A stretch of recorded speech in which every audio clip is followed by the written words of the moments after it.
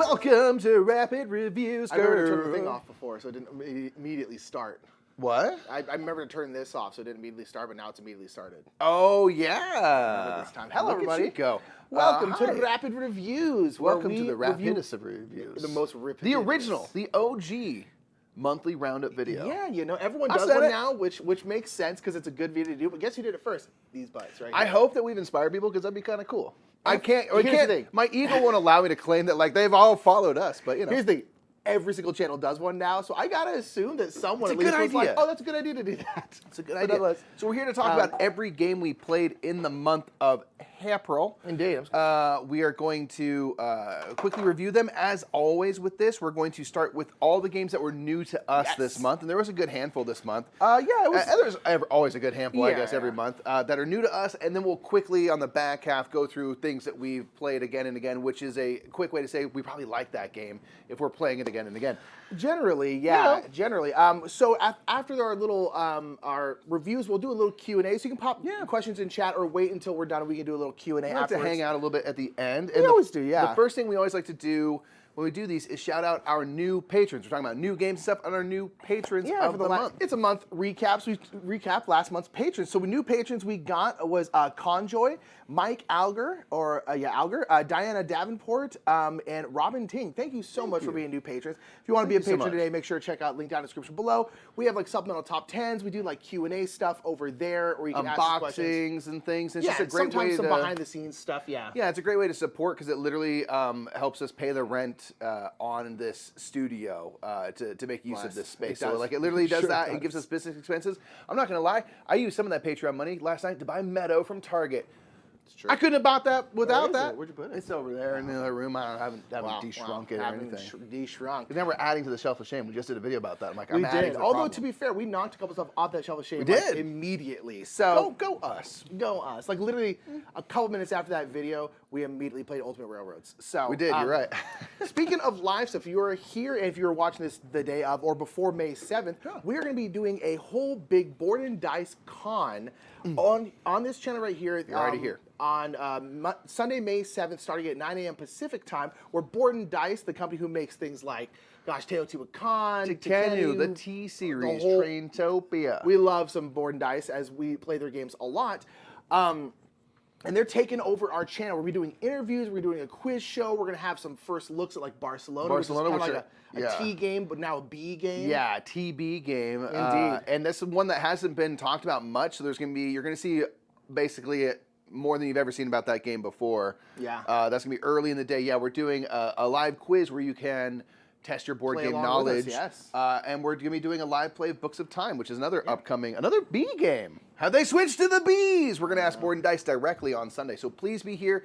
There's on our channel right now a link to that live page. You can click and select to be notified when we go live on Sunday. Yep. Indeed, and happy May 4th. Mike is actually head to toe May Star Wars the 4th. He's got Star Wars pajamas on, because Mike's a pajama fan. I do. I got my baby Jodas. Boom. My dad, DeLorean. I don't have any Star Wars stuff. Because I'm a dad now. See, that's my slogan. But nonetheless, let's go ahead and get into our reviews. Again, we're going to start with the new games, as Mikey said. Because I give a poop about the fandom, okay? I do. I'm sorry. I like Star Wars, but I don't have any Star Nick, Wars merch. full disclosure, I put all these clothes on before I realized the date. I'm very aware that you had no plan. Not when I got dressed. I was aware of I'm nothing. wearing a Sagrada shirt. I like it. So the first game that is new to us was a game called, oops, let me go back a little bit. Start again. Bad Call. So Bad Call is a very old game. This game was like made in year like 1000. Like it's a very, very old game. There's been versions of this game played forever. For centuries, literally centuries. And this is like, Bad Call, like we kind of realize is like, it's just a general name for like these types of games. They're abstract games. But and the one that I played didn't look anything like this in terms of the cover. This was just the cover that was on BGG. But our good friend Dan had a copy of it. It comes in this tiny little bag, and it's got this really cute little kind of like cloth board. And so we were talking, because we were actually at a brewery, and we were talking about like games that are good to play at a brewery. And he's like, "Oh, I have this game," because we always bring it with us. Because that's how nerds roll. And this game is a game where it's a two-player abstract strategy game where one player is the tigers and one player is the goats. And the tigers are trying to eat the goats, and the goats are basically trying to trap all of the tigers. Surround, Basically making so the tigers can't move. Yeah. That's what you want to do. And so the tigers on basically on each person's turn, on the tiger player's turn, they will get to move one of their tigers along this kind of just along the lines on the board. You can kind of see right there. They will move one of their tigers. On the goat player's turn, they will put out a goat. That's it. If they ever run out of goats, they can then start moving their goats. That's the entire game. And so the tiger player will capture a goat. If checkers style, they jump over the goat. Over the goat. So you, as the goat player, you have to like try to you're constantly trying to back yourself up so you can't get leapt over. Right. And then the tiger player is just maneuvering around, trying to not get trapped and trying to capture goats. It seems very, very impossible to win as the goats. I think the main thing is that you have to play backward front. Yes. Like if a tiger's over here, you need to play down here and then build your way toward the tigers. Very, very hard as the goats. I played two games. One is the tigers, one is the goats. The tigers won both times. Although as the goat player, I did capture, I think, 2 of Dan's tigers. So I did get somewhat, I got like halfway there. But it's a really fun little abstract game. Again, the one that he had, I can't remember where it was from, but it came in a little bag, cute little cloth bag, nice little wooden pieces. Each side of the cloth was a different board to give you different things in there. I think based on different areas like Nepal and something like that, because that's the region where these games come from. But it's just like, I really want to get this because it's a cool piece of history. Yeah, it's cool. Like, hey, these little kind of abstract type of games have been played forever. Yeah, centuries. And here's just a version of it. I was like, that was super cool. We need to ask him about that because I really want to pick that up. Yeah, it's a really cool little game. Again, this game's been on, people probably know this. Like, oh yeah, I played this all the time as a kid because it's like a cribbage kind of game. Some version of it, yeah. Very cool, though. Very cool.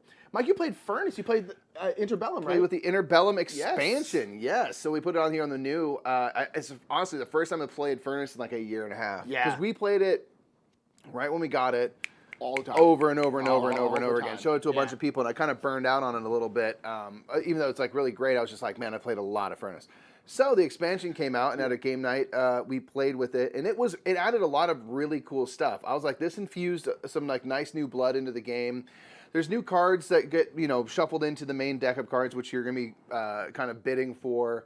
But then there's a whole bunch of things. There's new player powers, which is nice. There's more variability there, and they give a few things. Like one, you now have a dial, which is like a bidding piece. So you have an extra piece to bid with, and it's a variable cost where you can set what its strength is, but you have to pay coal to set it. So if I want 5, I pay immediately 5 coal, and I can place it down.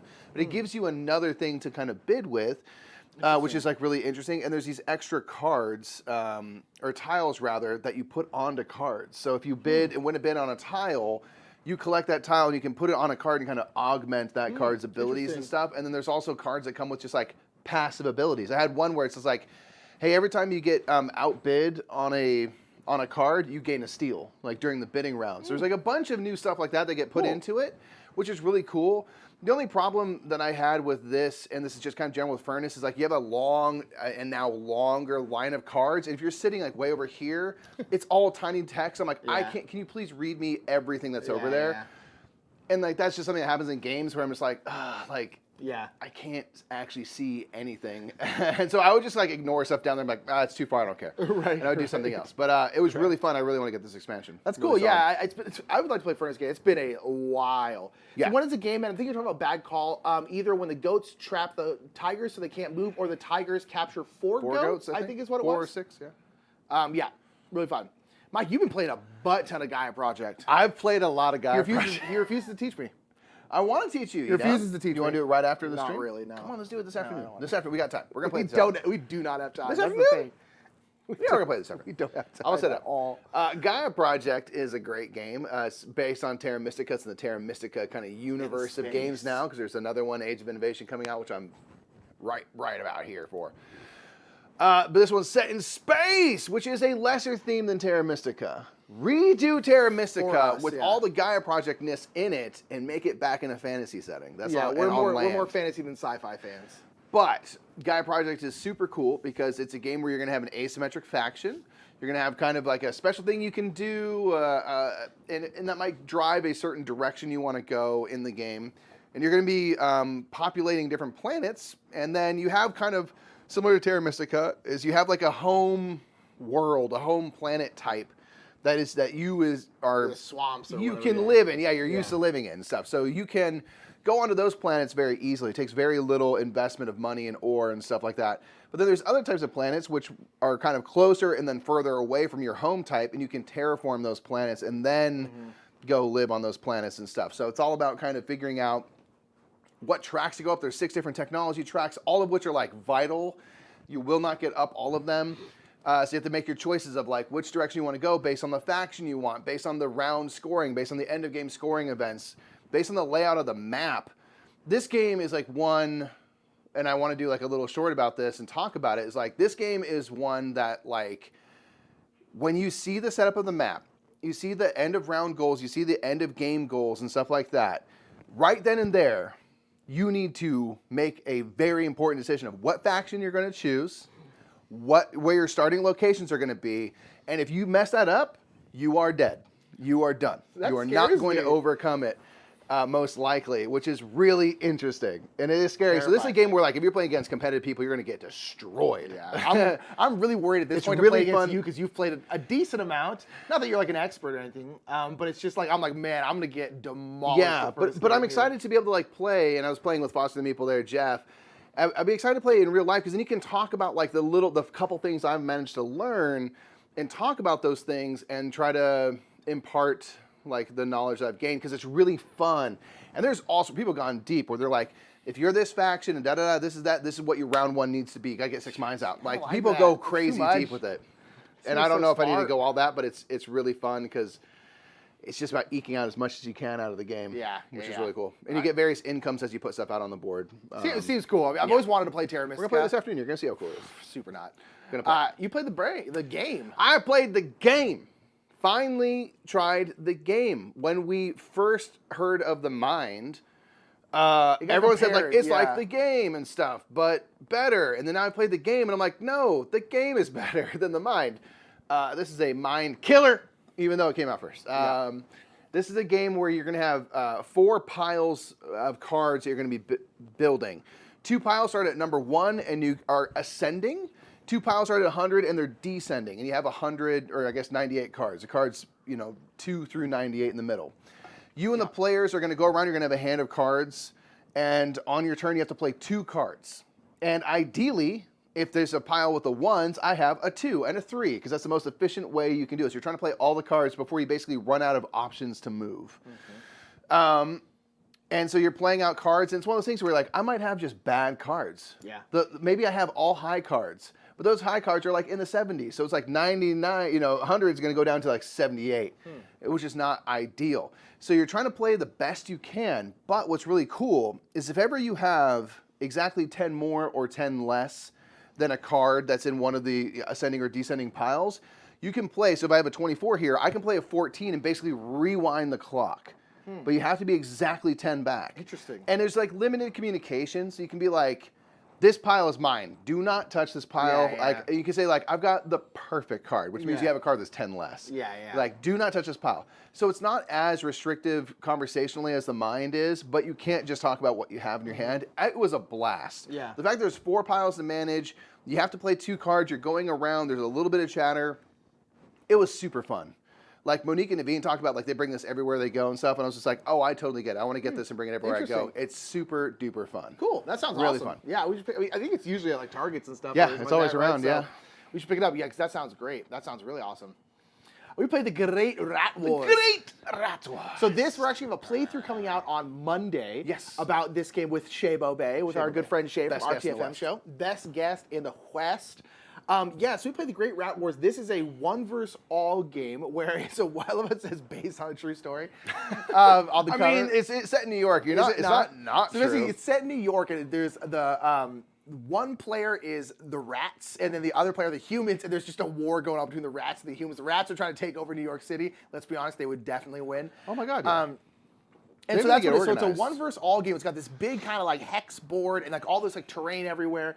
And basically buildings and stuff that are crumbling. Yeah, and then the heroes, the humans have different kind of heroes with them and stuff like that. And you're able to do these different skills and move around. And then basically they have 2 different objectives. So the Rat King, you are trying to kill, was it 3 heroes?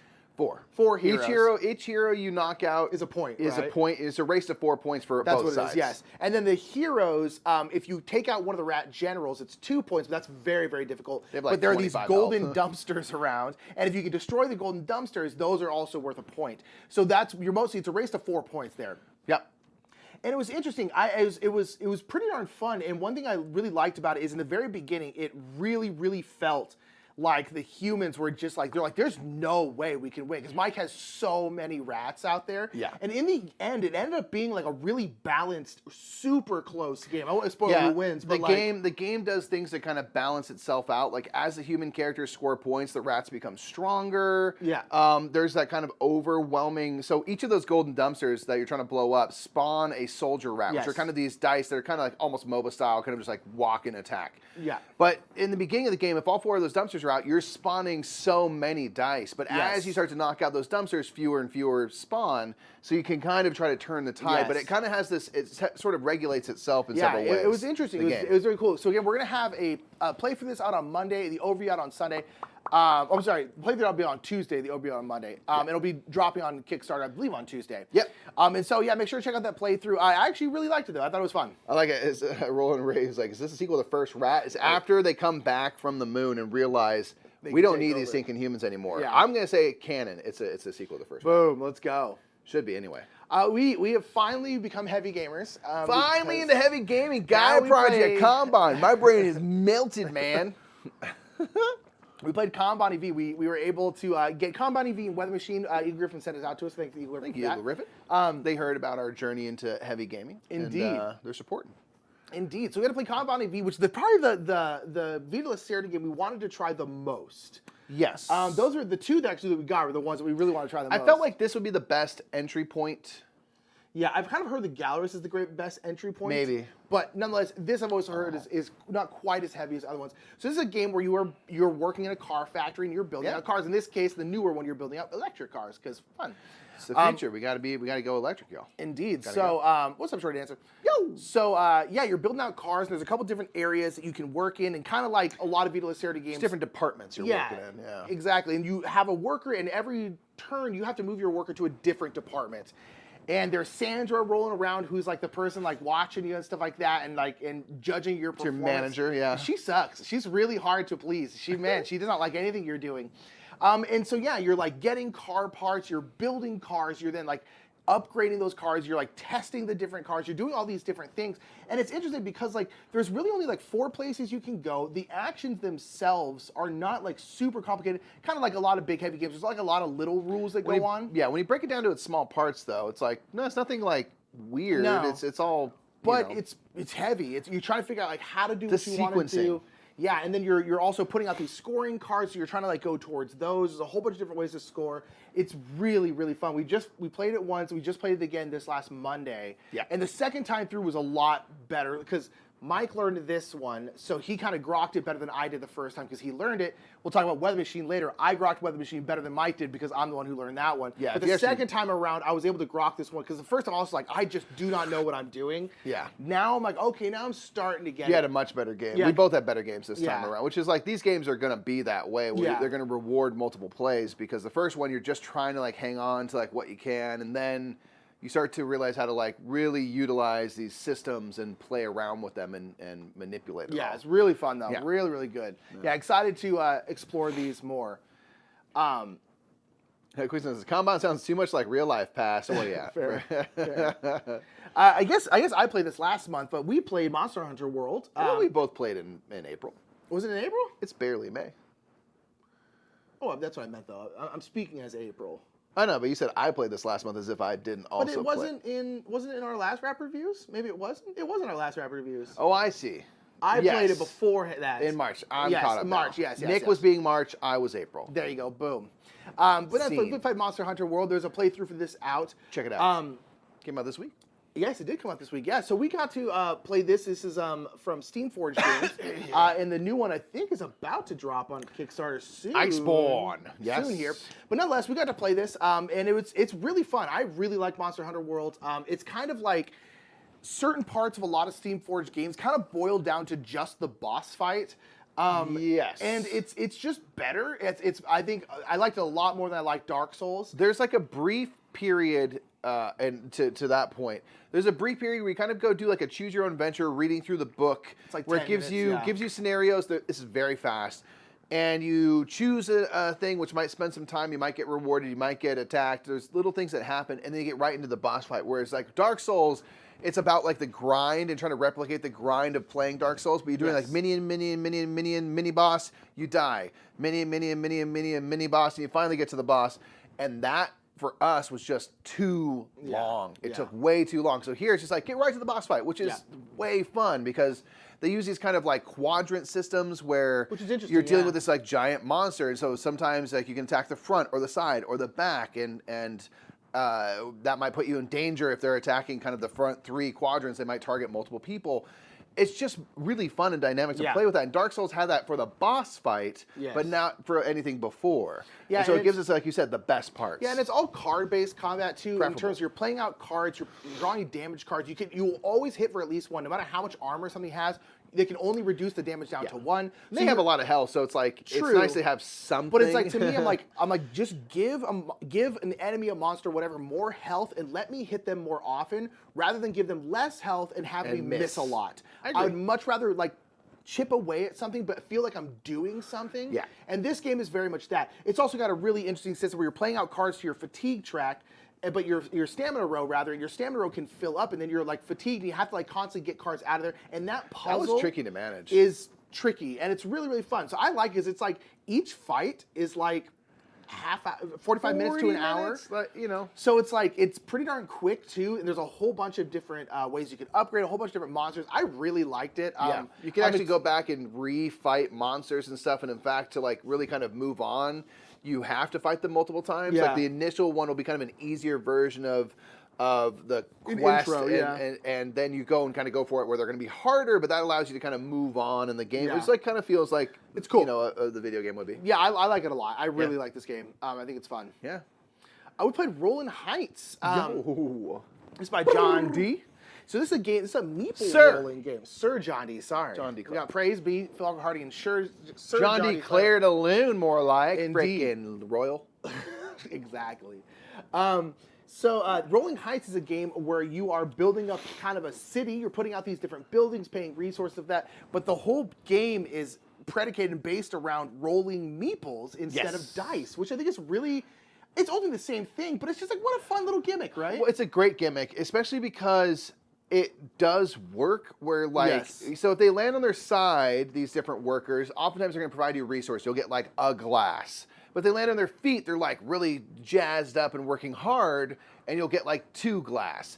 And I just assume as you're rolling these meeples, they will never land anything other than on their back. Which is then being exhausted. They actually do roll onto those positions. I was like, the fact that that works is amazing. It's a great gimmick to kind of roll these meeples and play around. And you're building out a pool of different meeples that will provide you different benefits, mostly building materials, which you're then putting onto these foundational tiles to build kind of towers and stuff, which are the buildings you're building. And if you get all the right towers or the right materials on a building foundation tile, then you'll have completed that building. You get to claim it, you get some bonuses, points, things like that. Yeah, it's really, really cool. And it's a fun kind of like area control-ish, a bunch of different like scoring opportunities you can go for. But it's based around that rolling the meeples. I just thought it was a really cool kind of way to go about it. I liked it. I thought it was fun. Yeah, I think a game could be a little shorter, but and the setup's a bit, but it's solid. It's super solid. And you can kind of control the length of the game.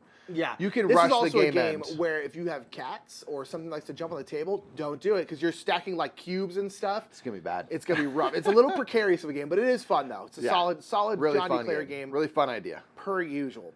We played the new Teoti Wakan. Now, granted, I put it on here the new one because it is technically a new version, but it is the same as Teoti Wakan. It's the same game. Yes. There's no mechanical differences or anything like that. It's just that it's a deluxe master set, so it's going to have upgraded resources throughout, wooden tiles and things like that, dual layer boards I think got unlocked, screen printed stuff. It's just really fancy, and it's a big box, so it has all the content that's ever been made for Teoti Wakan in the same box. You can even just get the box and stuff. If you have all the Teoti Wakan content, you can just get the upgraded resources if you just want to do that. Or if you haven't played this game yet or haven't owned it, it's a great time to jump in and get it all together. So this is a game that we've loved for a long time. We have everything for it, and we got to play around with a prototype version, but was honestly pretty far along. Pretty good, yeah. Of it, which has a dual-sided board, which has different art and stuff, which I really like the other art because it's just kind of red and just kind of evocative. It's more colorful, yeah. It was super cool. So if you like Teoti Wakan, you know you'll like this because it's the same game. And we really enjoyed this. I'm just excited to see everything because our box does not fit everything. No. But we threw away all the boxes for the expansions because of course I want them all in one box. And that box's lid lift is about yay out of yay. You know what I'm saying? Yeah, the lid's really ornamental at this point. It doesn't serve a function. Pretty much, yeah. It's just a cover, really. Yeah. What's up, Eric? What's up, Eric? We played Ultimate Railroads again. We did our Shelf of Shame video last week, and then basically immediately played Ultimate Railroads right afterwards. Yeah. Ultimate Railroads is mostly Russian railroads, which is kind of an engine building game. But then Ultimate Railroads has there's like Asian railroads, American railroads, and German railroads. Yeah. So basically, it's kind of like a Teoti Wakan. Yeah, it's a big box. Puts it all into one box. Indeed. And so, Russian Railroads, which is ultimately what we played, Yep. is a really, really fun game where you have essentially like 4 different like train lines, and you are kind of working your way down these train lines, getting different kinds of track. Yeah, you're laying out different tracks that are worth different amounts. Different amounts of points. So the first one's like basic tracks, they're not worth anything, but then you get like the green tracks, which are worth like 1 point, depending on how far they are. Then you get like the copper track, which is worth 2, and then silver, which is worth 3, and they can kind of go up from there. But it's cool. It's a worker placement game where you're putting out your workers. It's a lot of the spots will take 2 workers, some will take 1, and some will take 3. So it's this really tough, like, oh man, is it worth going to this spot and spending 2 of my workers? It's really, really tough. And then, of course, you can get like kind of async stuff where you can pick up these engineers. Those engineers will be spots that only you can go to. Yep. It's just a really, really solid like worker placement, engine builder kind of train game. Which is ultimately, it's also fairly simple in its way. Like the actions are not complicated. It's often just like moving track, getting a new locomotive. And so it's kind of cool, at least Russian railroads.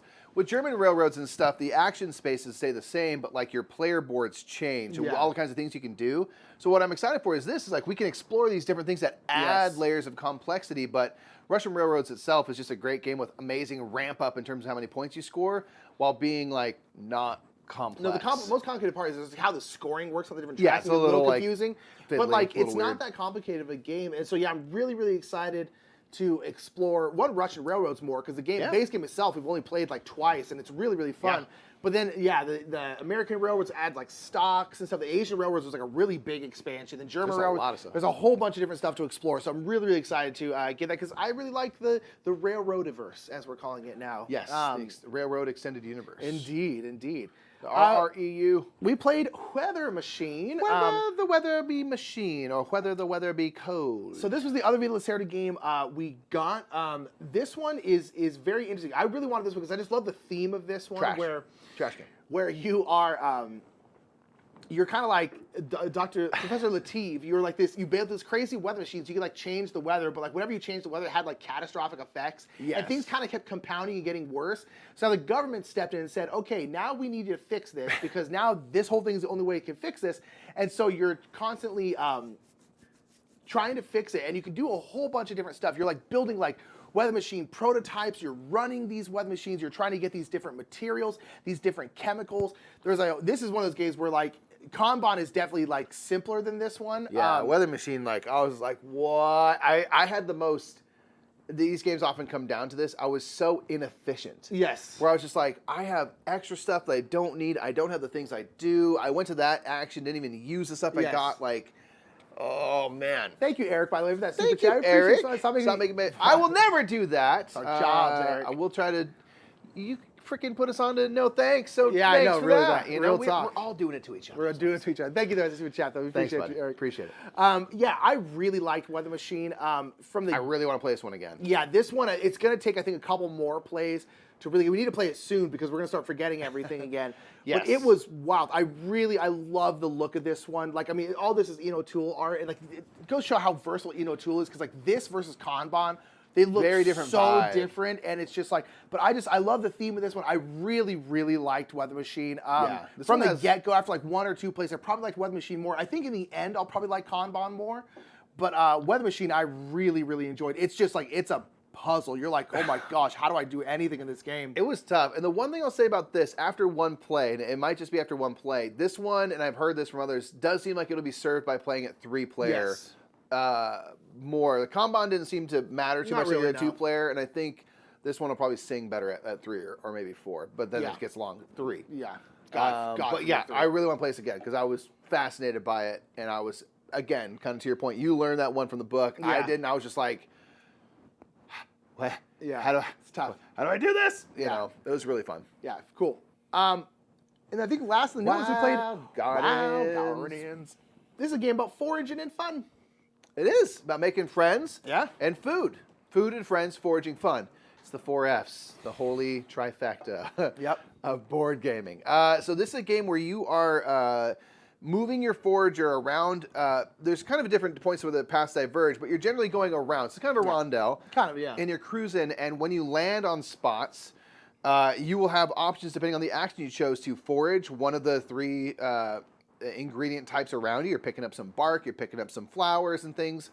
And then depending on the actions you choose, you can reserve cards or go study, which will give you kind of ways you can modify your actions, a little bit of engine building. You can add actions. So every time I do foraging now, regardless of what's around me, I'm also going to get a bark. A bark. Yeah. Boom. So that's always, you're always going to pick that up. Or you can do things where you can do extra actions on your non-foraging action and so forth.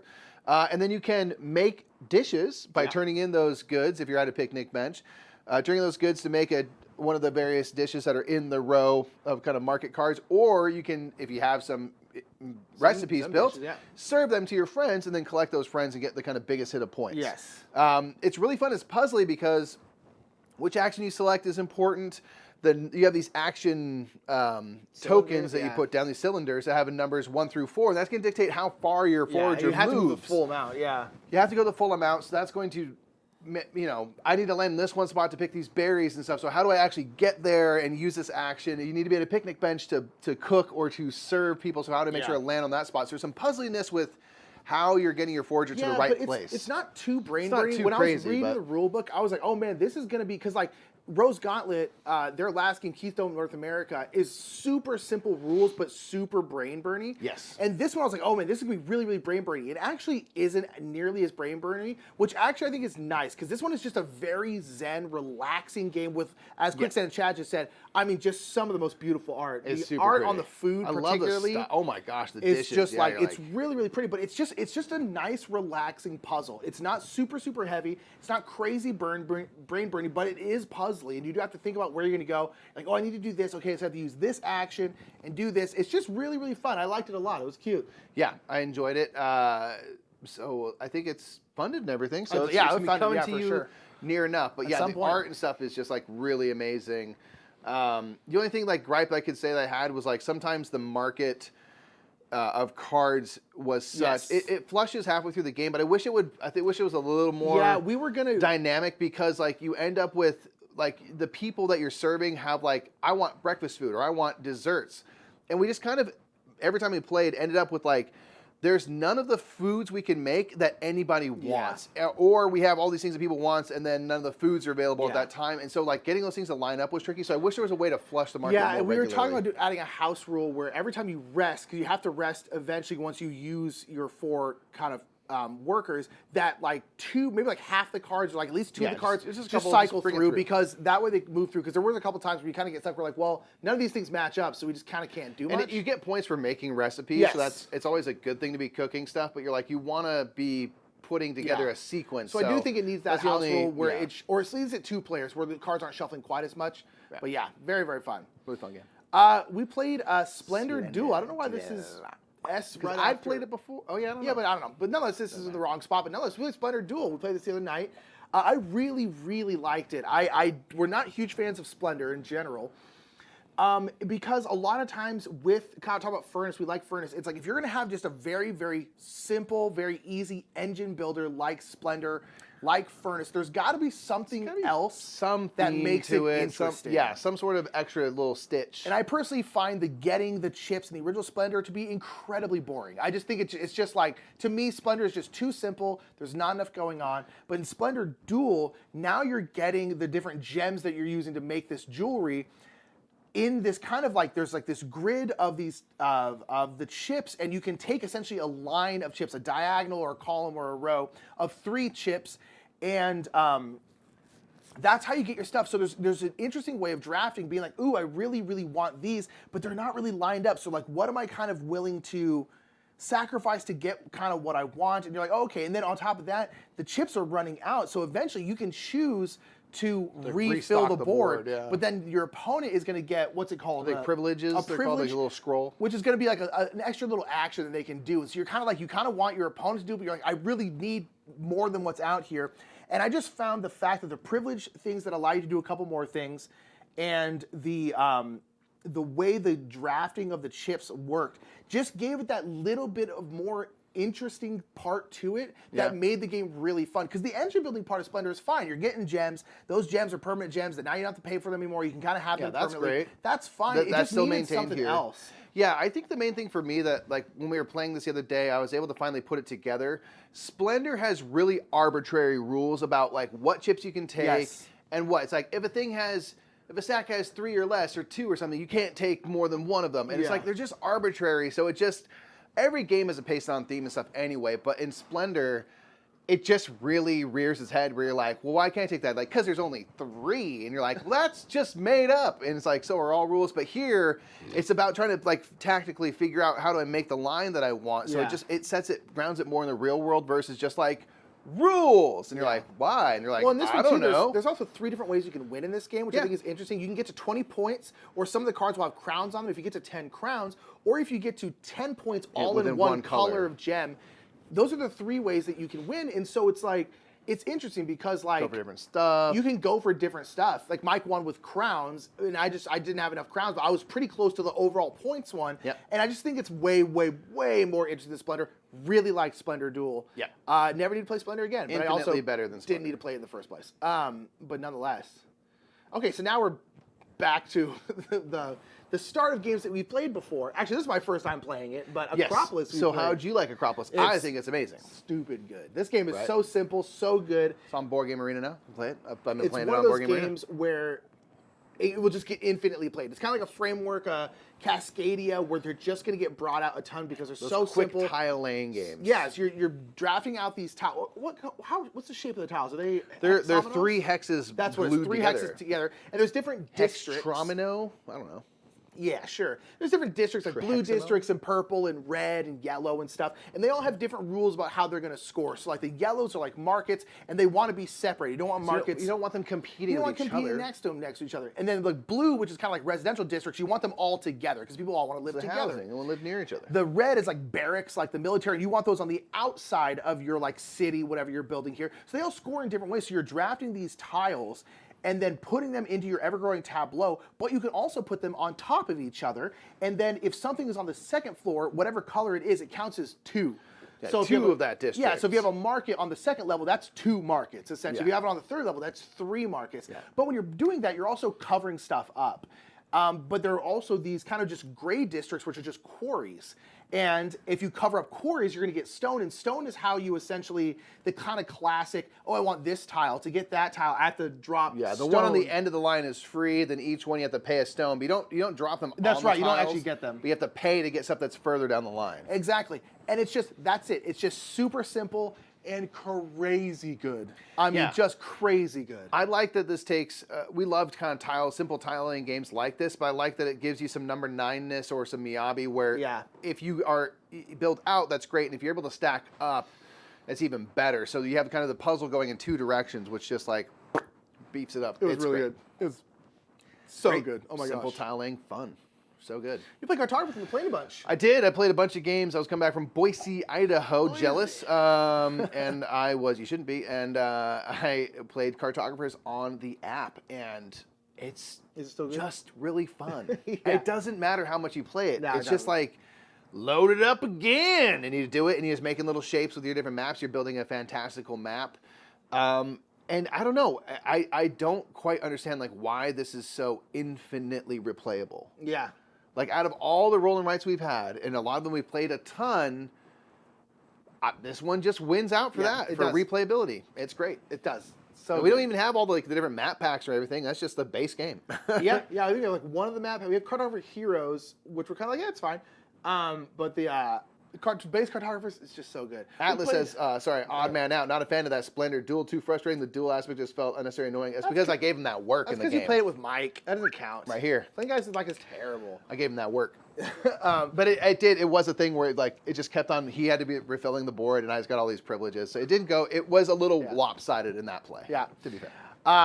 This is the problem with this channel. It makes me want more games. Holding fire until UK Games Expo in June. Well, hey, hold fire, Jedi. You'll be fine. We got to play Earth. We played it on BGA. We pre-ordered it. We got it played. There'll be a playthrough for this maybe next week. We're going to see. We filmed it. We got to figure out when we're going to have it come out. But Earth is the new hotness. I mean, it is a game that is flying up the top 1,000 ranking. It's doing very well. It'll be in the top 100. Let's see. What's that right now, Mike? So I want to check the overall. Earth Go ahead. is a big engine building game. It's got like a bit of wingspan, a bit of a bunch. It's getting compared to a lot of other games that, frankly, in my opinion, it's not that similar to. It cuts its own path. Yeah, I really don't think it's that similar to like any of them. But nonetheless, we always compare stuff in this hobby. We do. 417 overall. Every time I look every week, it's 100 higher. Yeah, so pretty much. It'll be top 100 by Gen Con. Yeah, I think so. So this game, you're building out a tableau. There's a whole bunch of different stuff you can do. You're building out a tableau of 4x4 cards, and those are gonna be different animals. Well, not really animals, but different kinds of terrain, different kinds of it's all flora, plant fauna, life. that kind of stuff.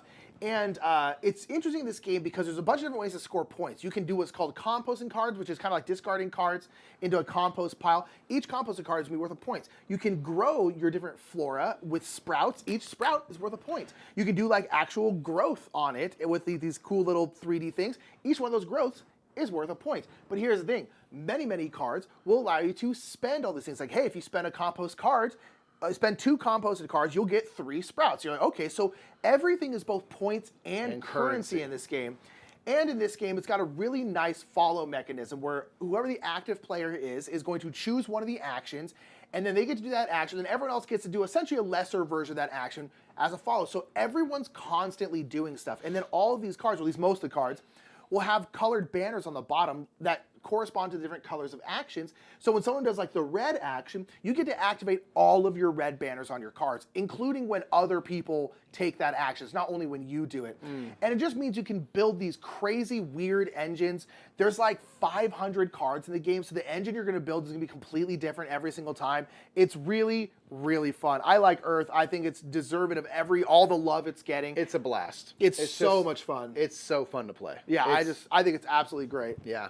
I agree. It's just everything gives you something, so you're always, if that's something that's important to you, and for us, it really helps us. If you feel like you're getting something done, that makes us feel happy about the game. This game is like you're always getting something done, doing stuff, you know? And so it's just really, it's a dopamine drip of a game. Yeah, exactly. You're always getting that hit dopamine. So the deck in this game is so big, I don't even know how to shuffle it. Yeah, you have to shuffle it. You want to talk about like, man, there's a lot of games, Terraform Mars has a card. This one's just like, and they're all unique. They're all different. Well, that initial shuffle was a pain, man. Bonkers. I was shuffling for an hour, and I don't think I really got them that mixed up. Because I was taking like little stack, and this really stack, and that stack, and but it was really fun. It's so much fun. So we'll have a playthrough that's coming out very soon here. Stand by. Indeed. We played a little Fantasy Realms. We had a couple minutes on stream. We played just base Fantasy Realms, not the Fantasy Realms Deluxe. We have this one. Gosh, Fantasy Realm is maybe the best filler. It's so good. I mean, if you're thinking of in terms of like what a filler is. Yes. Like. This is one of those games where it's like... No setup. It's very popular, obviously. It's just one of the greatest games ever made. It's so good. Based in this game, you're going to hand of 7 cards. And those 7 cards, the cards will all do different stuff. Like, this card's worth this amount of points. But if it's paired with this card, like there's like a magic wand. And if you have a magic wand, it's worth like 20 points. But if you have a wizard in your hand, then that magic wand is worth 25 more points because you're pairing. So you're just trying to get the best hand of cards you can. The most synergistic combo of cards. And then on your turn, you are going to either draw a card from the deck, and then you have to discard a card down to the table, or you can draw a card from the table and then discard something down to the table. Yeah, one of the discarded cards. That's the entire game. That's all you do. You draw from the deck, and you're going to discard down the table, or you draw from the table, and you discard back down to the table. That's it. You're just trying to get the best hand of 7 cards you possibly can, and it is stupid good. I mean, just crazy good. And here's the thing. I've been thinking about Red Rising again, because Red Rising is like Fantasy Realms, but kind of bigger. Yeah. And upon playing Fantasy Realms a bunch of times now, I realized why I didn't like Red Rising, because I don't want Fantasy Realms to be bigger. I want it to be this size. I initially There's so much other stuff in Red Rising. We were moving cards around, and I'm just like, nah. And I love the book series of Red Rising. I'm just like, this is too big. I just want this. Yeah, I still like Red Rising, but I agree. It kind of, and it's something that we've learned time and time again, where they're like, there's this game. They're like, there's more of a gamery version of this game. We're always like, yeah. Then we play them like, no, I don't want that. I want King Domino, not Queen Domino. Yeah. This is better, you know? Yeah.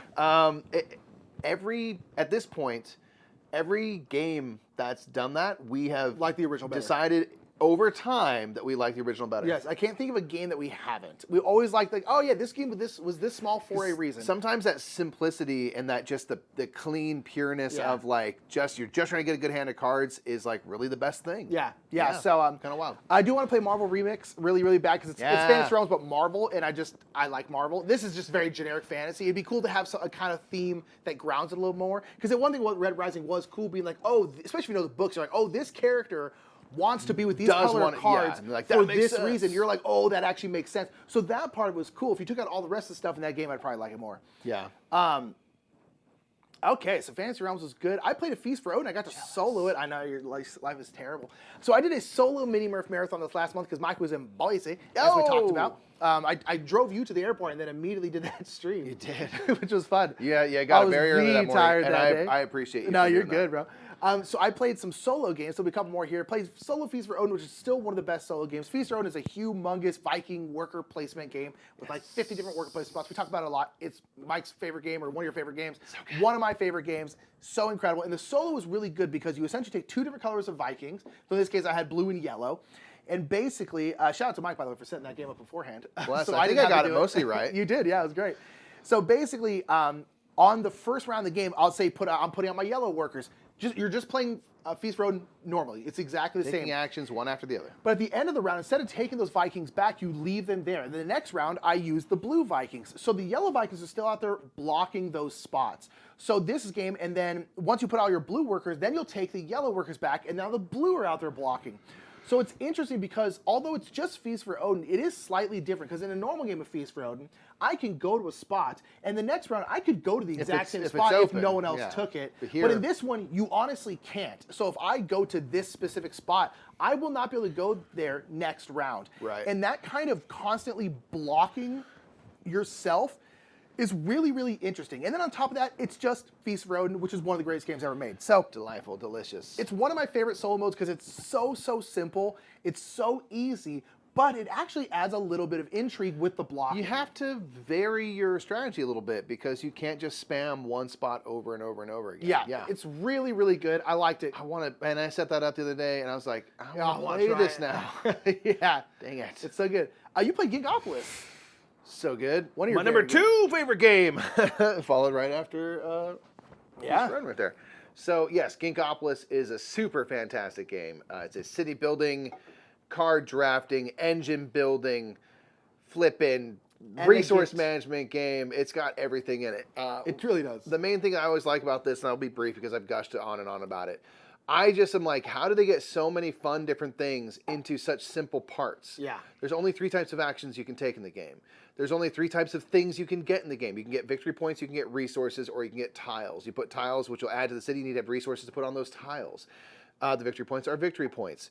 And the fact that they create all these different things where you can engine build, where every time I do the kind of expand the city, the urbanization action, and kind of expand the city, any of my cards in front of my little player screen that have bonuses for doing that action all trigger. So you have this amazing engine build, and the way you get more cards into that tableau is by constructing. When you construct and cover up a tile, the 3 of blue, for example, you get to collect that card and put it down into your tableau, which builds onto that engine. A lot of the cards that you get will give you endgame scoring and stuff.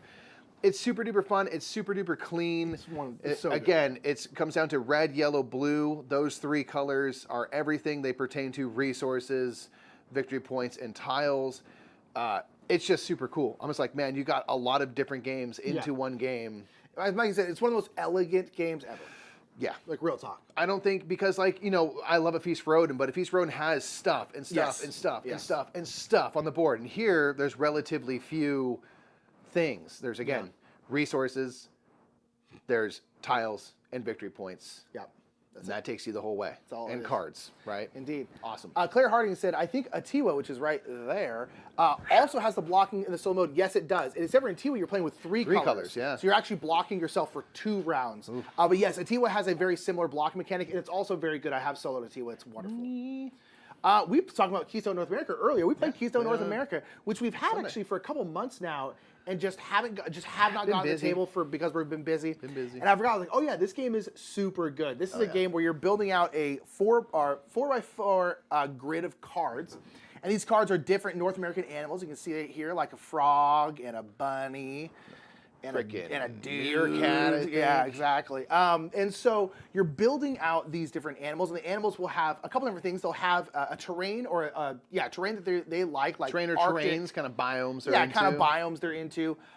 They could be like endangered. They could also be a keystone species, which means they're really, really important to the ecosystem there.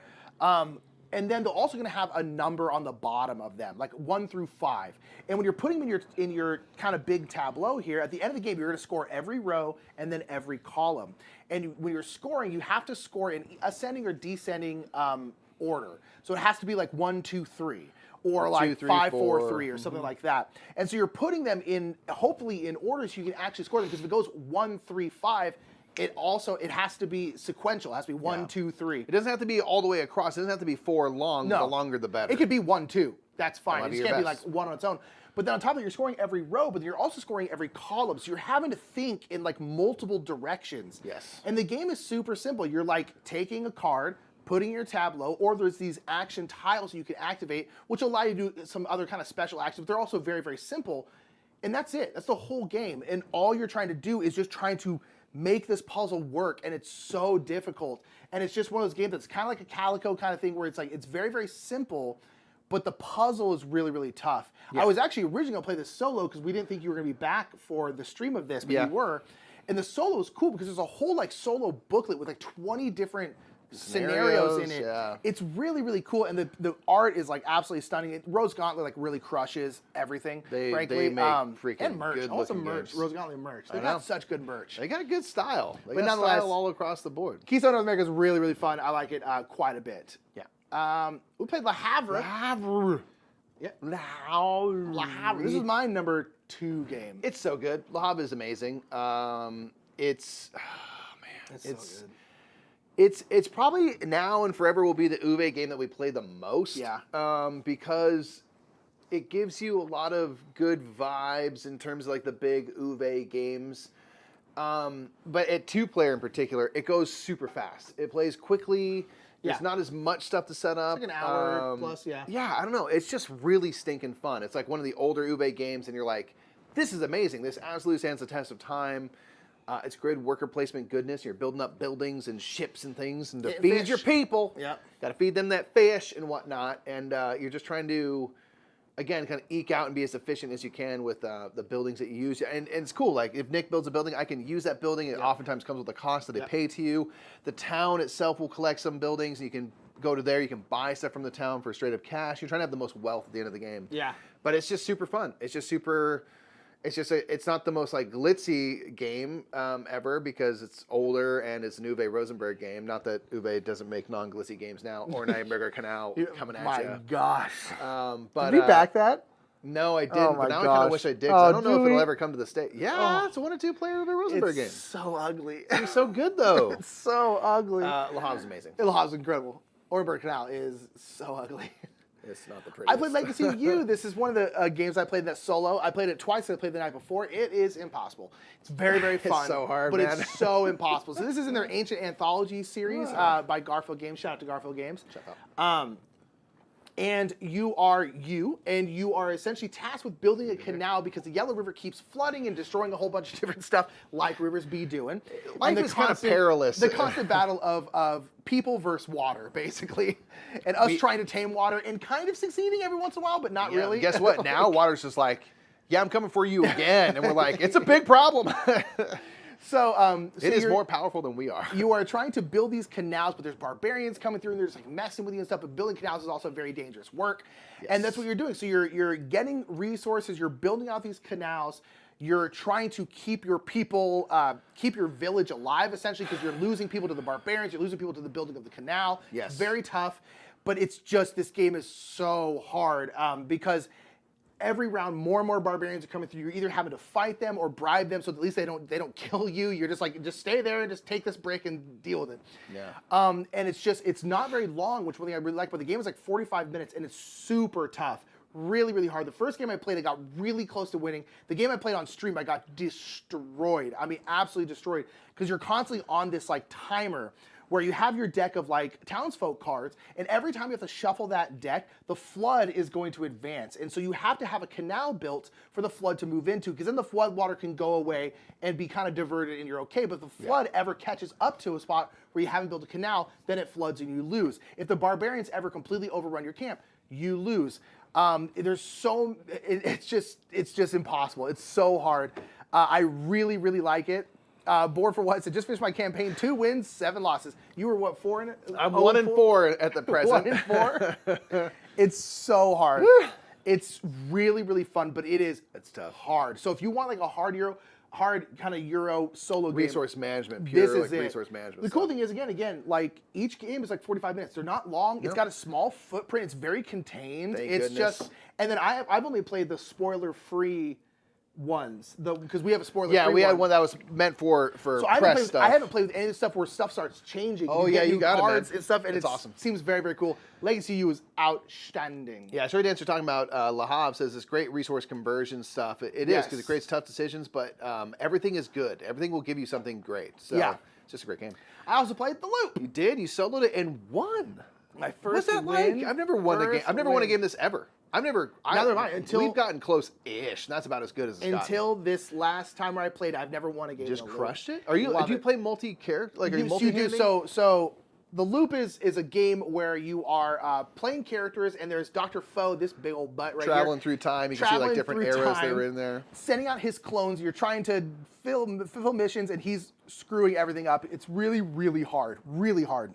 It's a co-op game that we a lot of co-op games come down to like crisis management, where like bad things happen on the board, and you have to fix it. Like Pandemic. This is that to like the it's really, really hard. So the solo game, you are playing multiple characters, but it's done in a slightly different way, because people were talking about in the chat. They're like, I don't like solo games where you're having to have multiple characters to keep track of. But this one is interesting. So you take all the cards from your characters, which have like their little symbol in the bottom corner. So like this character will have their little symbol, and you shuffle them all up together. And so when it comes to activate, you will flip over a card, and then whoever that card belongs to, you'll put it onto their player board. You flip over another card. Whoever character it belongs to, you put on their player board. And once a character has 3 cards, that's who activates. Interesting. So you're not choosing it really. So you're not having to manage multiple characters at one time, because you're only ever dealing with one character, and then throughout the game you can get more cards, and those cards don't have a symbol on them because they're not. So you can choose. So in that case, you get to choose. So sometimes I was like, oh, I really want this character to go because their special abilities can be really useful right now. I'm going to put this on them, and hopefully I can draw another 1 or 2 of their cards and have them go. And it's really, really fun. It works really, really well. The Loop, real talk, the Loop might be a top 10 game for me. I love the Loop, and I like it more than Mike does for sure. I just get brutalized in that game. Yeah, you do. How do you win? It's hard. I really enjoy what you do. I just haven't cracked it. Every time I'm playing, I just feel like I'm being really inefficient, and you can loop your cards and stuff, and I'm like, I just never have the right cards, and sometimes you don't. I think I've just had some pretty bad luck games, and again, a crisis management type of co-op game is going to have a decent amount of luck involved. There's a little cube tower you're dropping. Every time I drop it, the cubes go to one area and blow up that area immediately. But with all that said, I really do still enjoy the game, which really shows something. Yeah. You know? But it's maybe a top 10 game for me. I really want to go get the expansions. There's a couple different expansions, and apparently they're really, really good. So yeah, it's just, I love the Loop so much. I can't even talk about it really. It's just, it's one of my favorite games. Game throws Mike for a loop. Got him! Got him. Mike, you've been playing My City again. I've been playing through My City with some friends. We're going through the campaign again, which has been really fun to kind of show to them. My City is great. It's a great legacy game. It's perfect because it's not hard to remember. It's not complicated. So if you take a few weeks off, it's easy to get back up to speed because it's just a polyomino tile placement game. And then as you play through each 3 games, 3 episodes they are, that makes up 1 chapter. And then each chapter, things kind of change. You sticker up your board as you go.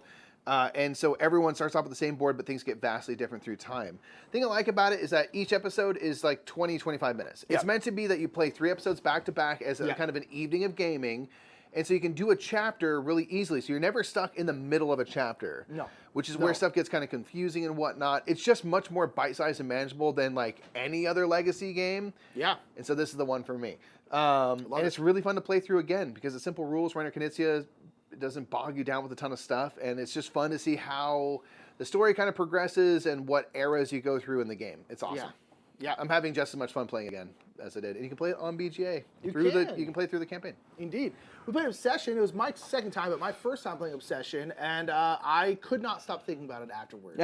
It was so good. This is how do you even describe this game? It's like I guess kind of a resource management because you have different staff. You're basically fancy people put on fancy parties, trying to get the love of the Fairchilds, who are like the fancy Yeah, you want to court the fancy people. Indeed, and so you're getting these different tiles, which are essentially different events that you're doing. Like you're going to go play croquet in the yard, or whatever, and then all these different tiles are going to require different people to go on them because there's all these fancy people. You're like, oh, like this requires this amount of gentry, and this gentry is like, I'm going to go on this one. You put it out, but then he's like, I need a butler with me because I'm fancy. Yeah, they're fancy, fragile people who need help. Yeah, they need help. They need the help with them and stuff like that. So you're trying to manage all this stuff and trying to score points. It's really, really interesting. It's really feels unlike any other game I've really ever played. Yeah, it's really fun to put out events, and you're hosting events at your house, and you're trying to basically bring your family whose reputation has been tarnished. You're trying to get your reputation up, get your money up, fix up your house.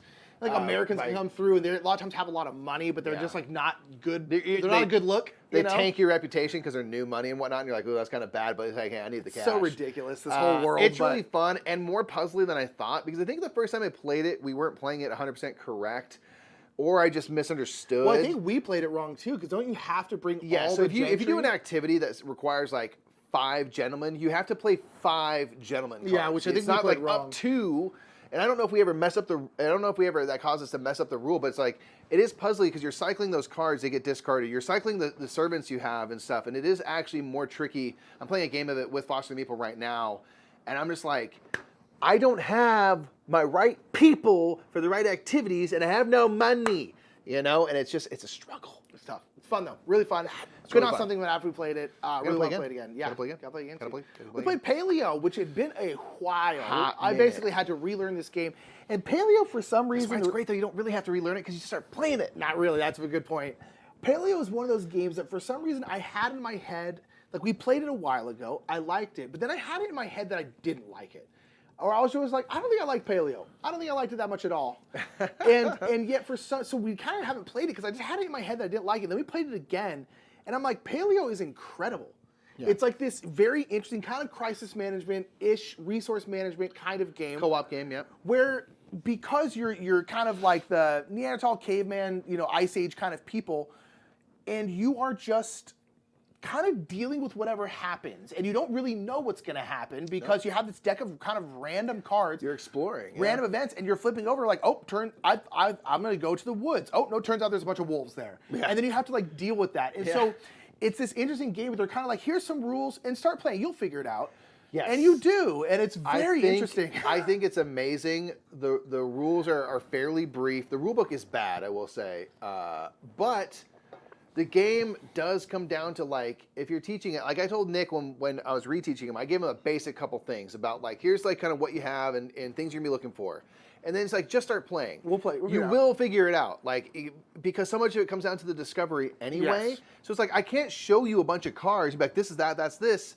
I can tell you the types of things you might see. And then as you kind of come across it, we can then talk about it and deal with it because it is a co-op game. So it's really fun. This is one I would love to show to people and basically try to teach them very little. Yeah. And then just start getting into it and seeing what happens and discover it as you go because the game is about discovery. Yeah. It's really fun, though. It's got a bunch of different modules. We played with the second module. It was really, really good. Did not do well. We died. We got destroyed immediately. But Paleo is really, really fun. Really interesting game. Yeah. You played some OG, Mikey. I'm playing a lot of co-ops this month. We have, yeah. I played OG Base Pandemic. I taught it to 3 of the 4 players had never played it before. Karen had. and I just sort of facilitated the game for everyone. So I was talking about this where like I got to teach 3 people who have played some board games. They play a bit, but haven't done this yet. You know what I mean? Not quite. Not quite. This was in the shrink in their closet, This right? is in the shrink in their closet, and I was just like, "Hey, have you guys ever played Pandemic?" They're like, "No." I was just like, "We need to make that happen." Like that's, I was kind of explaining from my perspective, like, man, that's the first game that really made me aware of like modern games. Let's play it, and it was super cool to show that game to people. We played 3 games back to back because Robin, my sister-in-law, is an incredibly competitive person and wanted to win. She was just like, I'm not going to bed until we win. And we were like, let's go. So we played a really close game the first time and lost. Second game got crushed on turn 3. Yeah. And then the third game, they finally got it all together and they cruised to a victory. And it was just super cool to see them learn like, oh, these players have specific powers and stuff, and how can we team up, and got the dispatcher involved and started to move pawns around. You can see them kind of discovering all the things that the game offers. And I did the thing where I taught the whole game but didn't mention epidemics. And so when the first time an epidemic came up, I was like, okay, now let's talk about how this game gets worse. And then like, That's cool. so that was super fun. And it was epic. And then the next morning, Robin was just like, I can't stop thinking about it. And we went home on Sunday, and she played like 2 or 3 more times that night with her friend. And stuff. And so it's like, that was just so cool to be able to facilitate something, because that's exactly the experience we had the first time we played it, where I was just like, my mind is blown. We got to do this again. Oh my gosh. It was epic. So it was so cool to I guess relive that memory. You passed that on, really. Yeah, like we had that memory, and to be able to pass that on and witness it was like a magical thing. That's cool. Danny just got Pandemic for $8. Wow, what a steal. So not played it yet. I got Pandemic Clone Wars 2. I want to find Clone Wars on sale because I really like Clone Wars. I think you'll really like Clone Wars. Maybe it's on sale today somewhere. Ooh, maybe it should be. It should be. Maybe. I would love to get Clone Wars. Was really, really fun. We also played Pandemic Iberia, which we got sent to us by a lovely follower because we didn't have it. We did one of our trademark losses in Iberia. Yeah, got destroyed. We did not get close at all in Pandemic Iberia. This is one takes place in the Iberian Peninsula, which is in Spain, Portugal, that area. Yep. That peninsula. And this one, it takes place, I think, in 2004, as you can see from the art. Yeah, man, it was really dark days. They just learned Soulja Boy. Exactly. But no, this takes place, I'm not sure the exact time frame, but quite a while ago. Yes. So it's one of the things in this game, you're not trying to cure diseases, because there are no cures for these diseases. You're just trying to research them. You're just trying to research them and just kind of trying to mitigate them. Yeah. But it's got some definite differences where you can put out, like, a lot of it is just based around clean water. So you're putting out essentially like water sanitation. Purification tokens. Purification tokens, which will essentially, whenever cube goes down, if there's a purification token in that region, you get to take off the purification token, but the cube doesn't go down. But you can also build out train networks, and when you're at a train, if you're at the end of a train, you can go to the very end. You can go anywhere along that track. So you can move around a lot easier. Building the infrastructure. There's no planes to Yeah, fly. of just straight pandemics, like base pandemics. There's a whole bunch of them now. Yeah. This is probably my favorite, although I think Clone Wars might end up being my favorite. I really, really like Clone Wars. But Pandemic Iberia is really, really good. It's still just Pandemic, but it's a really cool little twist on the system. I think it looks really beautiful fun. as well. It's like beautiful in a like evocative kind of like here in the corner of the thing. It's like, it's kind of pretty, but it is also like disease stuff. Like it's got a really cool Look how style. happy she is about it. She's just like, this is great for me. I'm never gonna have a job because I'm a nurse and I treat people. Boom, you got it. Boom. We played Stop Thief.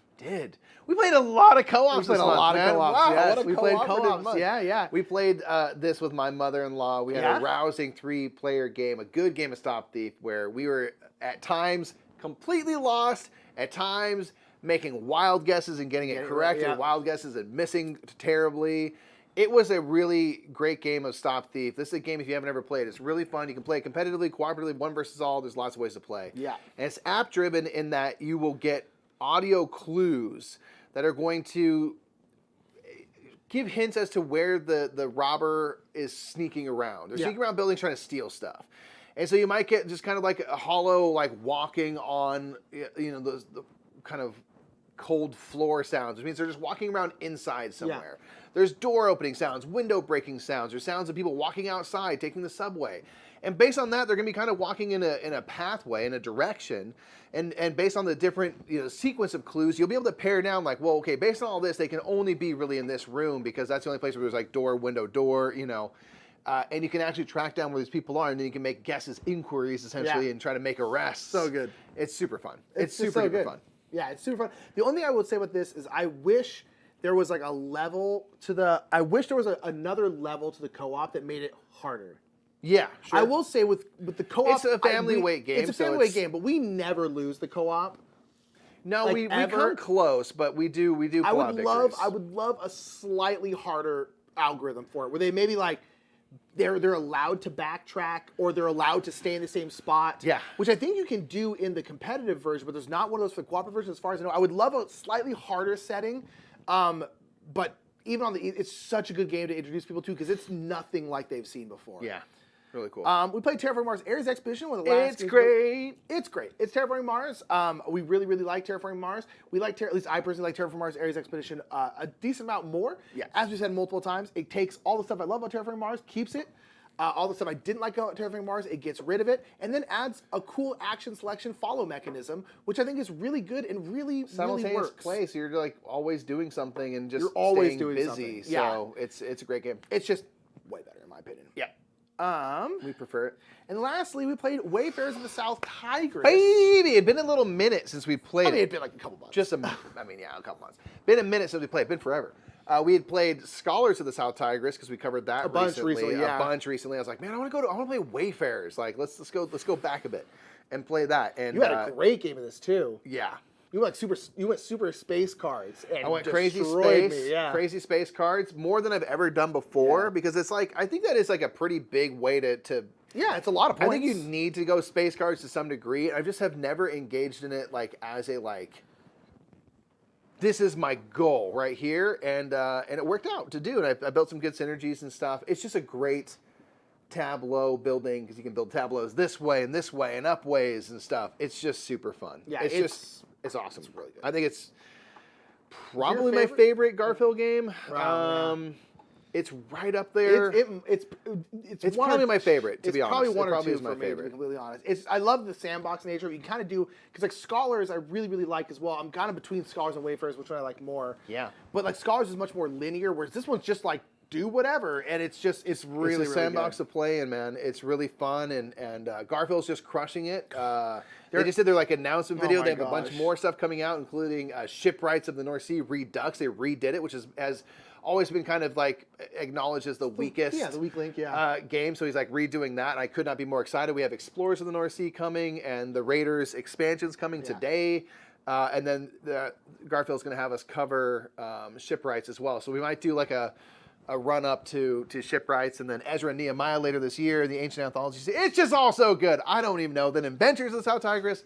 I couldn't be more excited.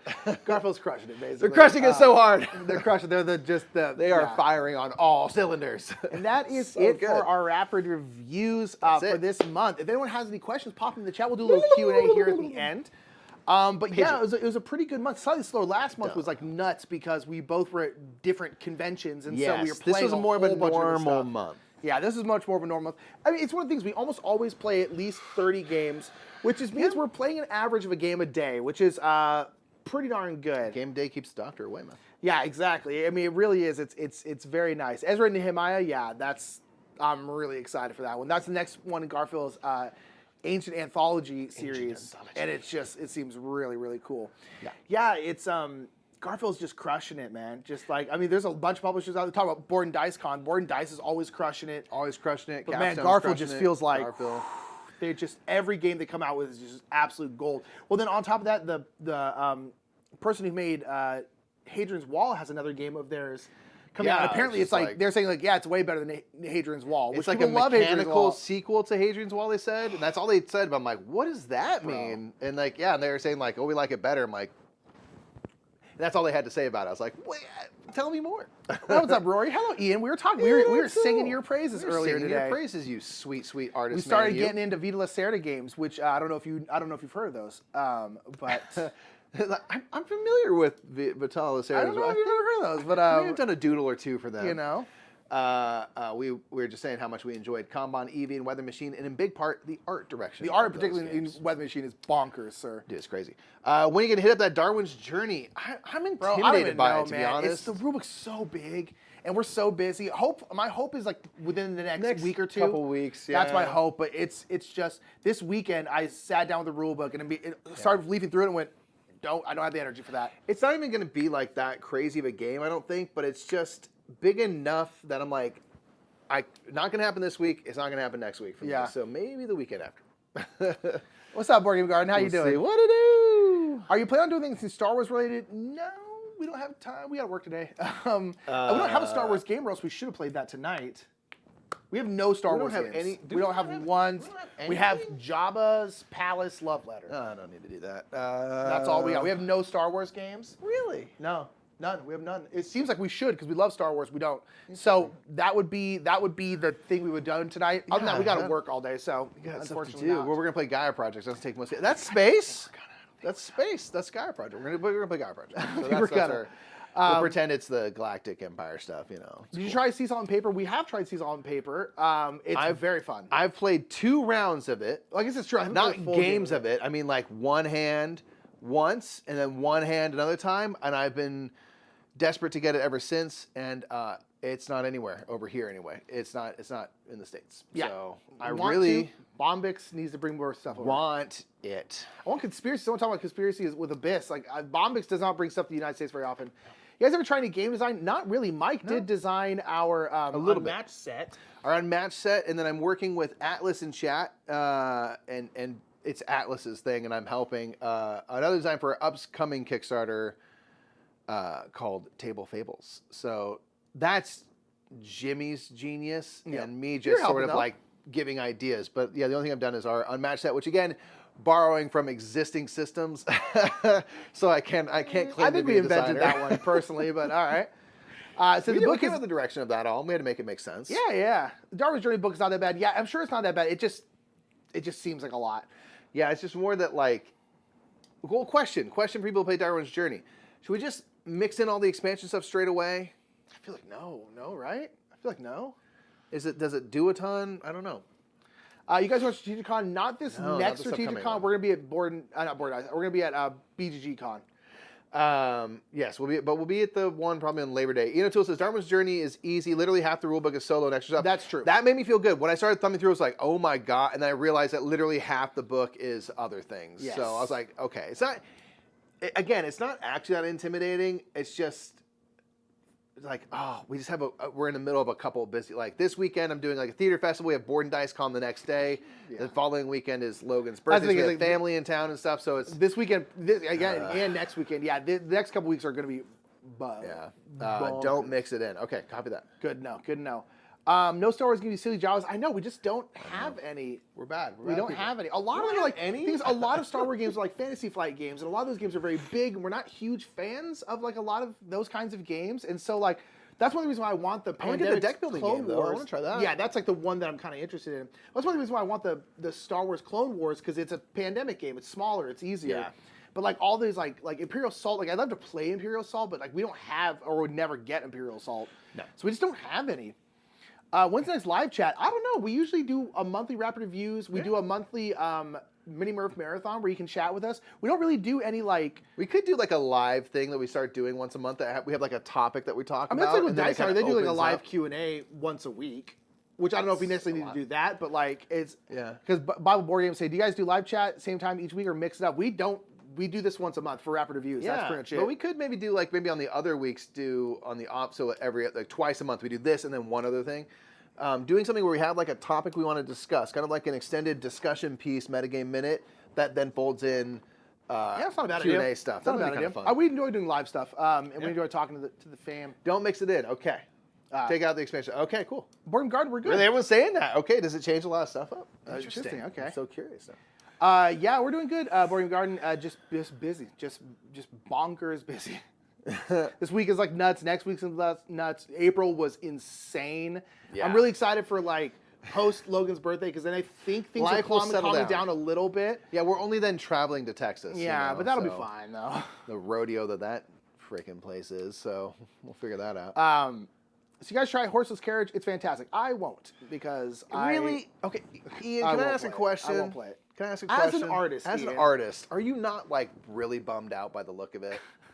I'm not trying to talk smack or whatever. I think that game looks horrible. It looks horrendous. And I'm like, why didn't they hire you? Friggin' Splendor games look like prototypes. Can you do an unauthorized redo of the art on it, please? And then yes, I'll play it? Please do. Because I'm sure game-wise, it's going to be great. Yeah. For sure. But like, guys, So Outer Rim is pretty easy and not very big. I have heard that, but yeah, I've we heard just good haven't things about got Outer Rim. Favorite claim faction? Oh gosh, I don't know. I really like the Seer. I think they're called the Seer. The Seer is the one where you get to look. If you win, you get to look at the top card of the deck and then choose. Really, really nice. We honestly haven't played. We've played a decent amount of claim, but we haven't like really explored all of it. Yeah. And so also, you don't have to answer that question because I realize it might have business implications. So you do you on that. Yeah. I just realized I'm trying to get hired by people. Yeah, he's like, sir. But nonetheless, yeah, so claim faction, probably, I like the Seers. They're very useful and they're very cool. The Dwarves are also fun because you get the tricks if you lose, and it's always fun to kind of strategically be like, oh, I'm trying to lose this trick. You collect all the dwarfs specifically. Yeah, so it's kind of fun. Which is super interesting. Said going to BGG or Geekway. We're going to BGG Con. Yeah, we're going to BGG Spring. Specifically, yes. We'll see about BGG Con and stuff in the fall. Geekway, that's St. Louis, right? Is that in the fall too? When in the year is that? What? Geekway. Geekway, is that the one in St. Louis? Geekway in the West? So yeah, I don't know. To the West? I have no idea. At some point. Oh yeah, so if anyone's going to BGG Spring, we'll be there. We'll be there just hanging out. They didn't hire Ian because money. Yeah. Cartographers will buy their prototypes. It's true. It's true. I don't think it's actively ugly. It's just very, very bland. But it fades away real quick. Best new game I've played in years. Really? Ian, come on, Ian. Strongly disagree that it's not actively ugly. I appreciate your diplomacy, sir. I appreciate it. 10 out of 10. As arguably the best artist in the business, I appreciate your diplomacy. Well, he was like, well, no one can get to my level, so whatever. I'm not going to judge them for that. Yeah, Ian's just sitting on his throne, just like, it's fine. Oh, man. I'm sure the gameplay, I want to know more about the gameplay, because I still haven't heard a ton about that. I'm curious, but yeah, it's just one of those things that, again, we have our own personal feelings about Splendor stuff where I'm just like, look better, please, for the love of God. He said, play you cowards. I won't. I refuse to play Splendor games. I absolutely refuse to play Splendor I'm not in a refuse to play, but if someone had it and they could teach, okay, if they had it and they can teach it to me, he has it? Yes, of course he has it. Oh, dang it. You can play it. I don't want to do that. All right, maybe I will. I sat next to them at Dice Tower West and watched them play it. If I do play it, Ian, I will write to you personally and give you my thoughts. There you go. All right. It says, is there a list of all shows and cons with dates somewhere? Maybe. There should be if there's not. It would be really cool if BGG could do something like that. I mean, create like a central location because there's conventions big and small all the time everywhere. And it'd be really cool to be able to learn more about more cons, because that's something that like Nick and I always have aspirations and dreams of going to more of like the smaller regional conventions and stuff. So I'd love to like do that, and it's also just sometimes hard for even the bigger ones to track down, like, when are they happening? So it'd be cool if there's a central location. In general, for information in board games, I wish there was more of a central location. Board Game Geek is it for like once stuff is out, but for like news and things, I wish it'd be easier to find all of it. But that's just any information works that way where it's hard to track down. Ian says, I've got it. Don't even come over there. Ian, if you personally come to our studio to play it, I will play it with you, but that's the only reason I'll ever play a Splendor game. Because I appreciate what you've done for actual art in the board game industry. Roxy should buy the Splendor designs, give them the brash treatment. If you get Mr. Cuddington to do the art for Splendor games, I'll play them. Didn't Capstone, they have Bus now, so like it's possible that it can get out to other people. So did you have a chance to play Verdant? Yes, we've only played it once, but I really liked it. My birthday, yes. It was really good. Again, another great flat-out game, puzzly, but kind of simple rules. It seems to hit the midpoint between Cascadia and Calico in terms of like it's difficult, brain-burny, but not as restrictive as Calico, but more restrictive than Cascadia. Which I think hits a really sweet spot in the middle. I really want to try that again. It's somewhere. No, I was trying to think if we end up keeping Calico. We did. It's right there. But it's fun. I really liked it a lot. Is Logan walking yet? God, she's this close. So close. I maintain she could if she wanted to. She just doesn't want to. We got her an early birthday gift. Is that a weird thing? That standing thing? Yes. It's like this music thing, and it can be set up like a table. It can be on the ground. Or it can do that where it encourages walking because they can kind of lean up against it, and then it has wheels. And they can, but like the wheels, she has not trusted that part yet. She is. I feel like She's sometimes so standing close. and then realizes that she's standing and then freaks out. She and can falls. stand up if she doesn't recognize Yes. what she's doing. And then she goes like this. She like sits down. Yeah, You know, and yeah, I'm yeah. like, you can do this, man. She's very. I swear to God, she's saying "Dada" too. Oh yeah, Yeah, straight up. yeah. Yeah, There's times where she's looking for me. She goes, Dad, Dad, Dad, Yeah. Dad, and I'm like, it's pretty darn yeah. cool. So she's getting there. Yeah. I think Nick might like Food Chain Magnate. I do too. Here's the thing. Won't play it. I think on the same note as like Gaia Project, Food Chain Magnate feels like if your got first one turn, turn yeah, is not it's elite, bad. you're out. And I'm like, oof. I don't like that in games. I'm not gonna lie. Yeah, but I don't want to like play that in one games. again. I enjoy Jim and I play every so often of Food Chain, and I always enjoy it. But he's so much better at that. Calico versus Verdant.